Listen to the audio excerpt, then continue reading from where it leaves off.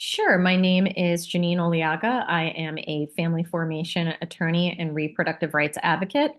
I help anyone who is navigating non-traditional family building, whether it is through surrogacy, egg donation, sperm donation, embryo donation, adoption. I practice in New York, Maine, and New Hampshire. So, just to start us off, with the overturning of Roe v. Wade in 2022, we saw a massive movement to protect abortion rights through legislation. However, we've seen little to no advancement on this agenda item at the federal level. Could you kind of give context as to what kind of role you think that abortion and reproductive rights are going to play in this upcoming election? I think even from the last debate, it's obvious that reproductive rights is front and center this election. The right, more conservative politicians know that they're losing ground on this important topic. So let's back it up. Let's talk about Dobbs quickly. What Dobbs did was overturn the federal right to abortion and return that issue to the states. Now, different states, as we know, have taken different approaches. Some have enacted bans through personhood legislation, right? We've seen states claim that embryos are people and therefore deserving of all the protections that people are deserving of, right? This not only bans abortion, it puts IVF at risk. So other states have taken the opposite approach, right? We've seen states move forward with protecting abortion in their states.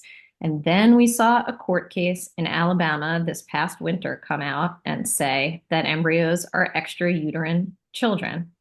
So that created a bunch of problems. All the IVF clinics closed in Alabama initially, some have reopened, but it highlighted the close relationship between abortion and IVF. You cannot have IVF and all of its medical advances if you also have abortion bans and personhood legislation.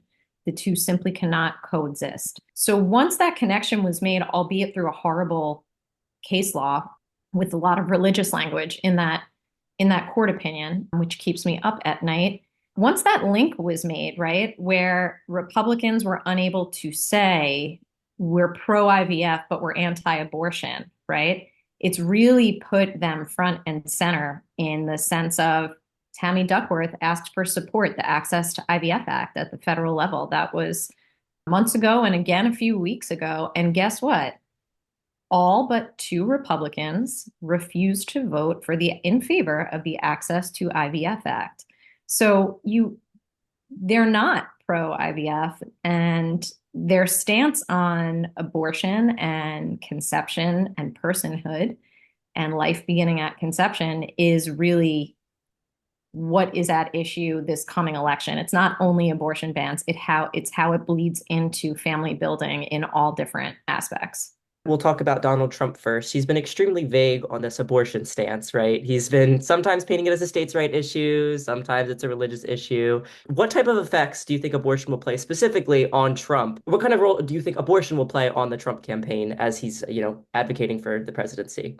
Yes, the concept of a plan. He said too that he was going to make all the insurance companies pay for IVF again, but also championing the fact that many times in the media he's taken credit for changing the Supreme Court in such a way to overturn Roe. So again, you can't have this dichotomy. You can't have this dichotomy where you claim to be pro IVF and then anti abortion and pro personhood legislation.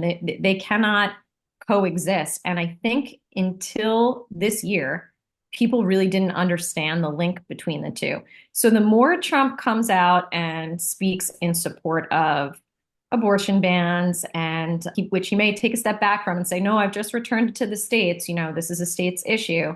The more he comes out against that, I think the more he's going to isolate himself from people who are more conservative but don't necessarily buy into that life begins at conception. It didn't really help when the Pope came out and said what the Pope said, but the Catholic Church and a presidential candidate are two different things. I'm curious to see the details of the concept of the plan relating to how he's going to ensure that everyone has access to IVF.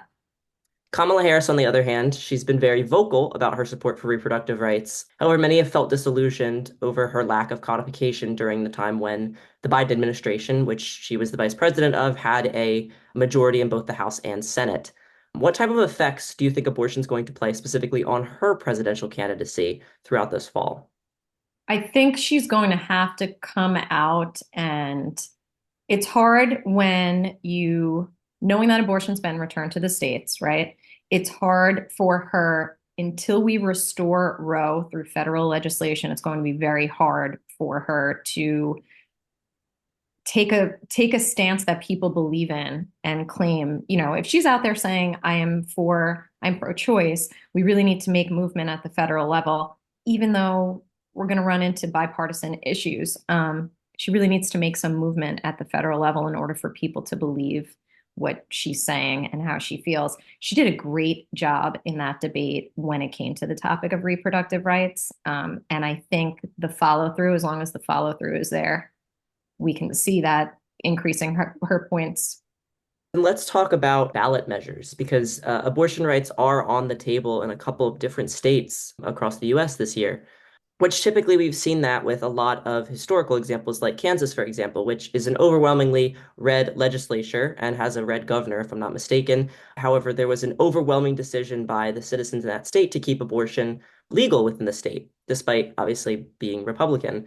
So, what does this overwhelming support for abortion rights, even in some of the most red of states, mean for Republicans who have been thus far very supportive of banning abortion and banning reproductive rights? Every time abortion and reproductive rights has been on the ballot, it has won.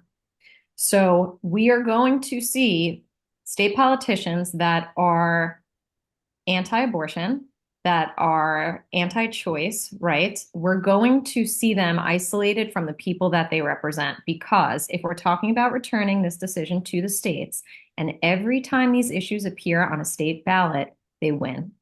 So the overwhelming majority of American people do support the right to decide. Doesn't mean that they're pro-abortion. It means that they're pro-choice. Every time this issue is pulled, that's how it comes out. So even in red states, in Maine, Senator Collins was one of the only Republican, only two in the country voted in support of Tammy Duckworth's bill. So even Republicans understand that this is an issue important to their constituents. They need to stop speaking out against it very publicly in order for the support of Donald Trump. Then that plays a similar role with IVF. Do you kind of see any ballot measures that might have a role in impacting IVF and other fertility treatments that could be on the ballot this fall? I'm hoping to see more legislation at the state level that's protective of IVF, whether it's access to IVF or protecting physicians. The legislation in Alabama is problematic, overwhelming. It was important for the people of Alabama. What it does is protect the physicians who practice IVF. The issue is that it kind of backdoored personhood onto the books, right? They're protected from harming embryos, which are still people under their case law. But the more we see protections for IVF at the state level, right, the more we see language protecting the access to abortion care and reproductive rights care, the harder it's going to be for politicians to stand up and say, well, my constituents are anti-abortion. My constituents are for abortion bans. If we can pass the two cannot coexist. You cannot have both. Cannot have personhood legislation. You cannot have abortion bans if you also want access to IVF. This differs a little. J.D. Vance's position is a little different in the sense that I'm pretty sure he's open about not really caring about IVF. But there are a number of Republican politicians who are coming out saying that they are pro-IVF. They support everyone's right to access IVF. And it's problematic for them if they're also out there claiming to be pro-abortion ban. So states like Nevada, Colorado, and Florida already have these coming up on their, November ticket. With trends in states like Kansas, what are your thoughts on the ballot measures in those states coming up, this November? Do you think it's going to be another overwhelming support of it, even in a state like Florida, which has been one of the most, restrictive of some of those culture war issues that we've been seeing? Or do you think that there could be some outturning of support for an actual abortion ban in states like Florida?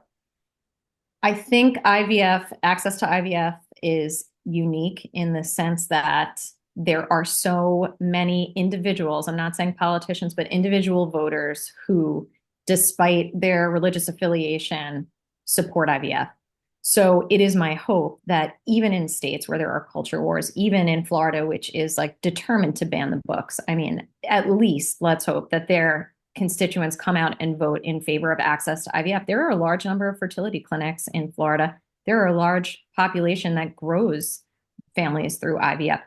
for any reason, right? Whether you're a single individual, whether you are in a same-sex relationship, whether you're facing a diagnosis of infertility or cancer. So it's my hope that even in a state like Florida, even in a state that is in the midst of the right-wing grasp on politics, people will come out and vote to protect IVF.